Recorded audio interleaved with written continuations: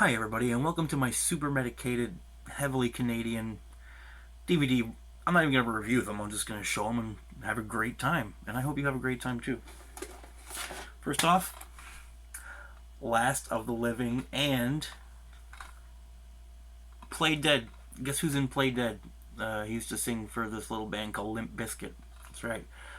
B-movie, zombie movie, Last of the Living. Fantastic if you like having a great time. Next, we have Wild Wild West. I picked this out of my collection because I wanted to talk about this movie. Kevin Smith may have told you that when he was writing Kevin Smith may have told you that when he was writing a Superman movie, the creative executives said that, sure man, just put a giant spider at the end for Superman to fight. And Smith was like, yo, peace. Wild Wild West, me and Artemis Cloud Frog gonna go save some of Highwhack and the Wiki Wild Wild West. Fantasy Island, I got through about 2 episodes of this. I'll finish it. It's great. In nostalgia, I saw the best casket of my life in the first couple episodes. Tattoo in the House of Fantasy Island. Best casket. Split, I would not know what dissociative identity disorder is without this film, so thank you to M. Night Shyamalan. Unbreakable, Split, and Glass are some of my 3 favorite films. If I combine them into one, I put that one into my top 5. And that's saying something. If you don't know what this movie is, let's say you saw this movie when you were 16 and you were like, weird. Watch it again, and then I dare you to not watch it again immediately. This movie means a lot to me, actually. Gogol Bordello, Elijah Wood, word.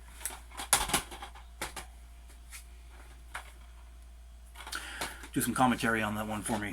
Okay, I'm going to watch this one today because today is Gene Wilder's birthday. Happy birthday, Gene Wilder.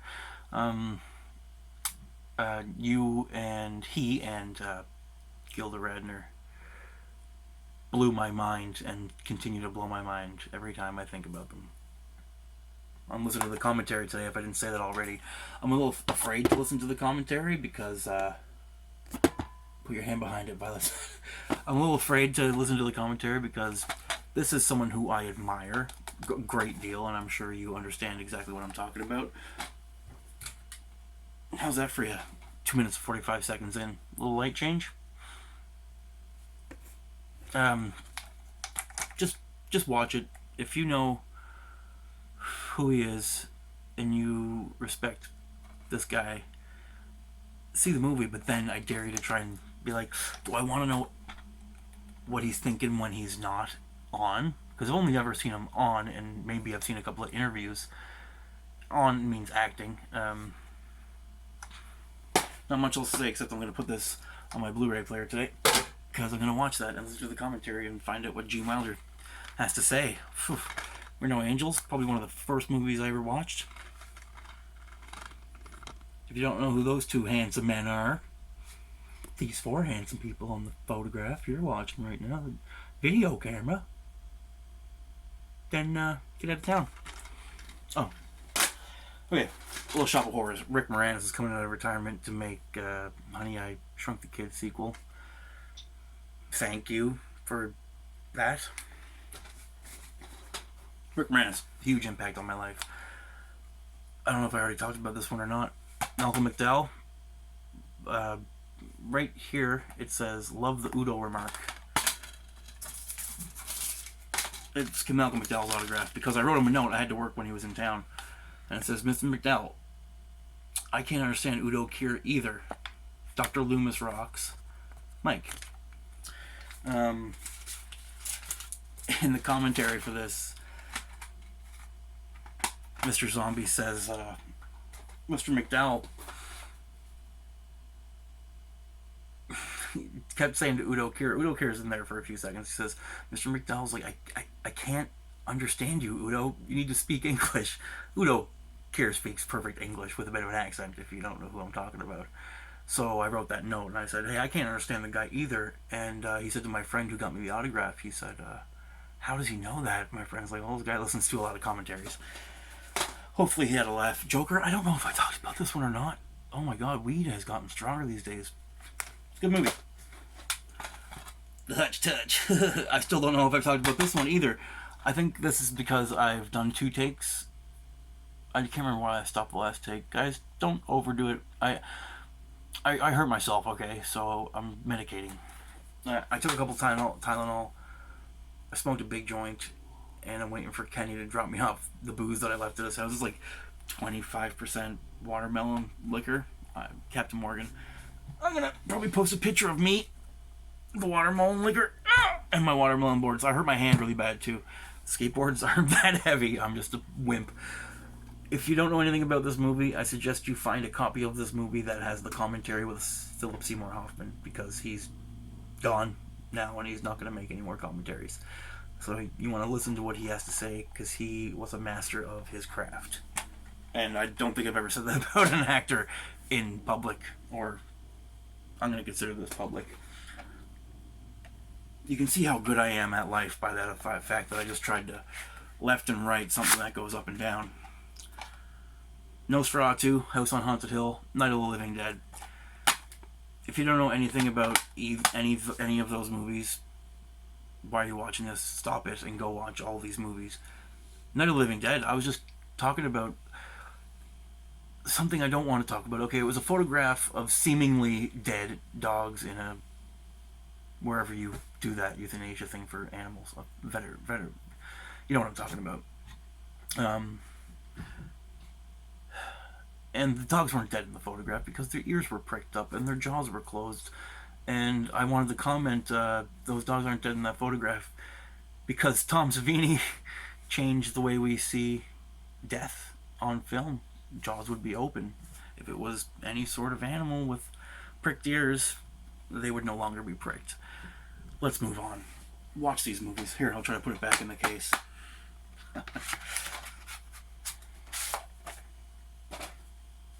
I did this. Okay, so the reason I'm doing this is because I have a lot of movies, and I really wanted to showcase how friggin' awesome I am, which I'm failing at, but that's okay. I got a third one here somewhere. Black Christmas. Oh, one moment, please. Thank you for your patience, and thanks for watching. I hope I look good.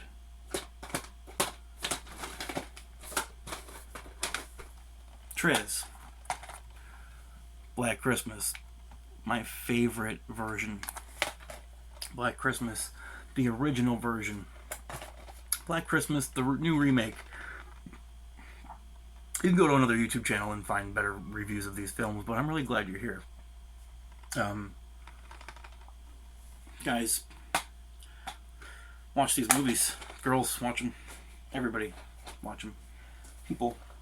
Red State. I wanted to shout out Kevin Smith, and I also wanted to shout out Judd Apatow somehow. I don't know if I picked the Judd Apatow film. I kind of hope I did, but I'm not sure. Watch this movie, and then go watch every other Kevin Smith movie, and then tell him that I told you to do it, because he's awesome. I wouldn't have this sick-ass Pennywise tattoo if it wasn't for Stephen King. I know, the lighting's bad, but guys, give me a break. Or don't. Lay it on thick. I like condiments. Andy Muschietti, Stephen King, shout out Jonathan Brandis, Seth Green, all the kids who played the losers and the adults in any version of this ever. John Ritter. You guys, girls, people are fantastic. I wanted to pick some movies that I absolutely cannot stand. Mom's Out of Sight.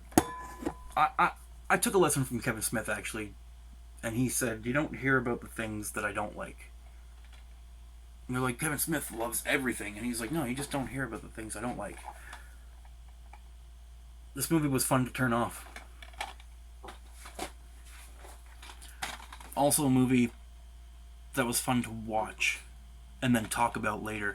I once walked into a party and they were listening to the Son of the Mask soundtrack, and I made a remark.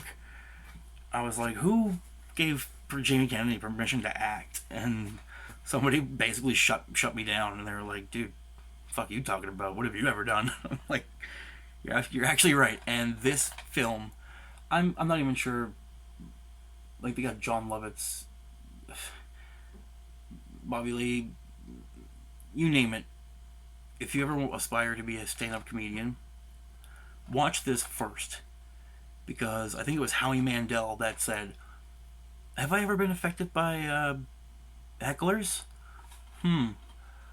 Does laying on a hotel room floor in the fetal position covered in your own vomit and piss, is that considered affected?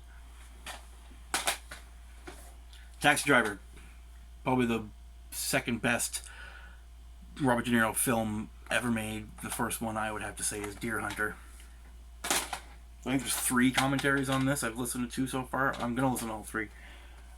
I have Charlie Murphy's autograph. I didn't get it from him, but people have told me I got this from a local video store. That is hard to think about, a local video store. Wow.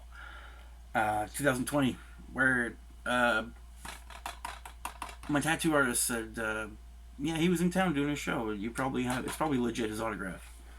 So that's nice to know. Clockwork Orange, I have Malcolm McDowell's autograph. I probably told you about that. I was in a rap group called Deviants. I consider myself a deviant. It all comes around. Like a ninja. Speaking of ninja, I didn't pick Beverly Hills Ninja, but shout out to Chris Farley for making me laugh. Dead Ant, I'm a huge Sean C. Phillips fan. I just wanted to shout out the fact that I paid money for this and it was awesome. Like Tom Arnold and Sean Astin's in this movie.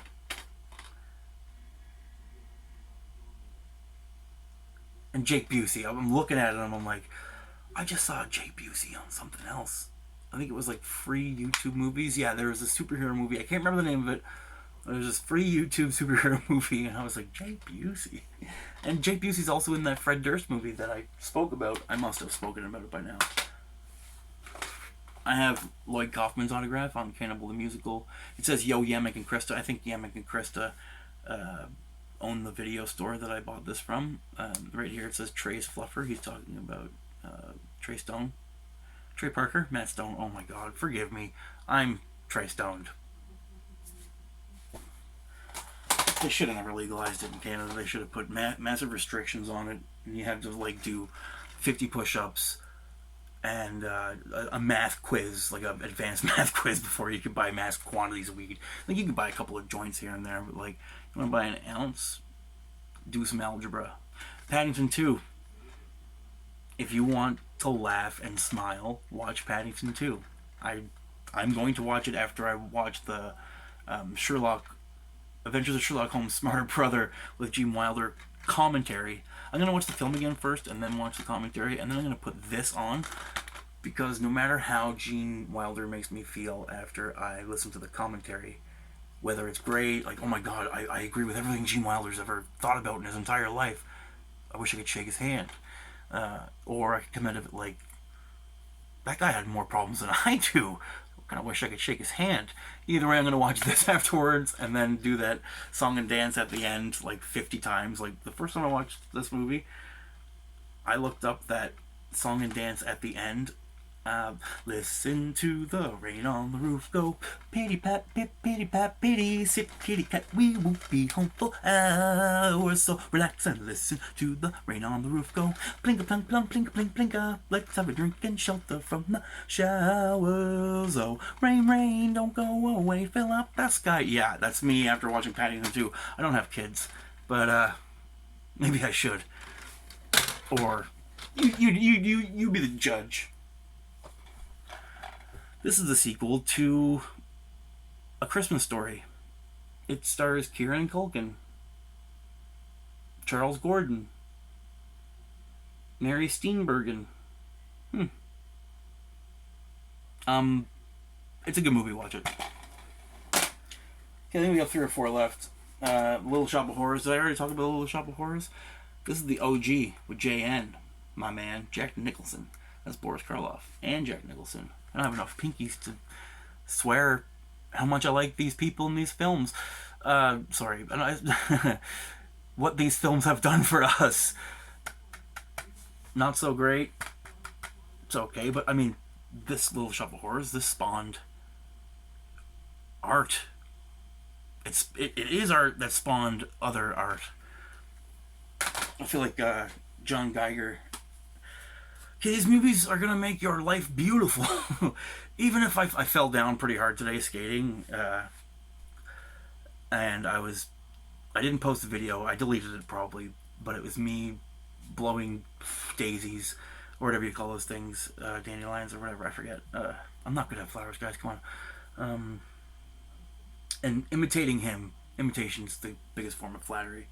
But I was like, okay, here I am going to try some beautiful tricks that are going to make my life beautiful, because no matter what trick he does, he's just like, oh, I feel so good. It's just made my day. And I just genuinely think he's a really happy person who, just really digs. He's a pro skateboarder. Anyway, back to Snakes on a Plane. Listen to the commentary on this. This is the reason, okay, I didn't pick a Judd Apatow movie, and I could talk about Judd Apatow for weeks, and my friends know that, and it's kind of sickening. Shout out to Judd Apatow.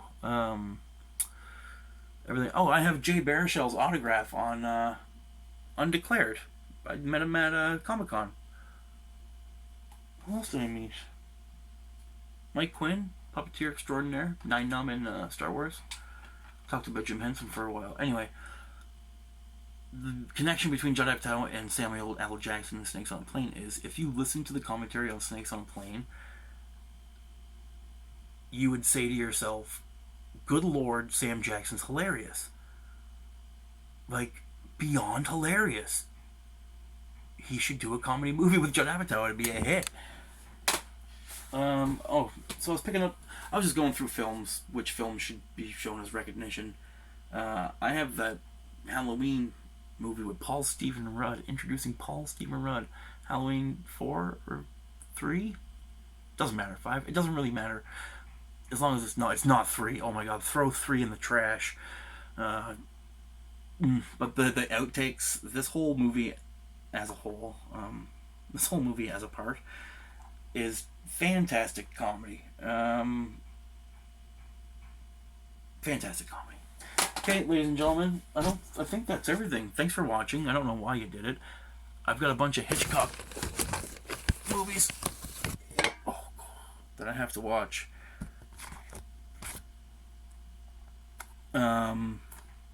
One of these movies is about a Canadian. Who would have thunk it?